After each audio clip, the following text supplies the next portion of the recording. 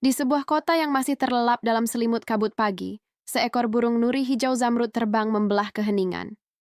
Bulunya yang berkilau memantulkan secercah cahaya pertama, seolah membawa fajar di ujung sayapnya. Ia bukan burung biasa. Di lehernya, tergantung sebuah kalung kecil dengan liontin matahari yang memancarkan kehangatan lembut. Setiap kepakan sayapnya meninggalkan jejak partikel emas yang menari-nari di udara dingin subuh. Di sebuah rumah sederhana, seorang gadis dengan kebaya putihnya terbangun oleh kicauan merdu yang tak biasa. Suara itu terasa begitu dekat, memanggilnya. Penasaran, ia membuka jendela dan melihat jejak cahaya keemasan yang ditinggalkan sang burung. Tanpa ragu, ia melangkah keluar, mengikuti jejak berkilau itu. Kakinya yang tanpa alas, seolah tak merasakan dinginnya embun pagi. Hatinya terpikat oleh misteri di balik kicauan dan cahaya itu. Jejak itu membawanya menaiki sebuah bukit kecil di pinggir kota.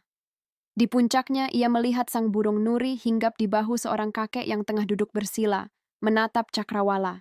Kakek itu, dengan baju koko krem dan sarung kotak-kotaknya, tersenyum menyambut kedatangan si gadis. Sang kakek dengan lembut mengambil kalung dari leher burung itu. Ia menunjukkannya kepada si gadis. "Lihatlah," ujar kakek dengan suara teduh. "Ini adalah simbol fajar. Burung ini adalah pembawa pesan bahwa setiap kegelapan akan selalu berakhir. Ia mengingatkan kita bahwa setelah malam yang panjang, akan selalu ada harapan baru yang terbit, sehangat mentari pagi." Tepat saat itu, garis jingga pertama muncul di ufuk timur. Sinar matahari perlahan menyebar, mengusir kabut dan menyinari kota yang mulai terjaga. Burung nuri itu kembali mengepakkan sayapnya, terbang tinggi seolah merayakan kemenangan cahaya atas kegelapan. Gadis itu tersenyum, hatinya dipenuhi kehangatan dan harapan baru. Ia tahu, pesan fajar ini bukan hanya untuknya, tetapi untuk semua orang.